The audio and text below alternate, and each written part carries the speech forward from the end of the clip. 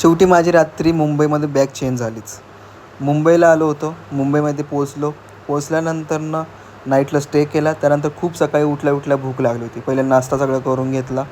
थोडं ऊन होतं त्यामुळे थोडंसं वाटत होतं की ह्या उन्हात जायला नको. पण प्यारेसे थोडेसे म्हणजे 2 दिसले. दोस्त दिसल्यानं दोस्तांना हाय बाय केलं. त्यानंतर दोघांशी गप्पा वगैरे गोष्टी केल्या. ऑफिसला लेट होत होतं म्हणून निघालो. त्यानंतर निघताच एवढी गरमी होती असं वाटतं 2 वाजल्याचं ऊन आहे. जसे आमचा एक इव्हेंट होता. इव्हेंटसाठी आम्ही सगळेजण पोचलो. इव्हेंट चांगल्या प्रकारे सेलिब्रेशन आम्ही केला.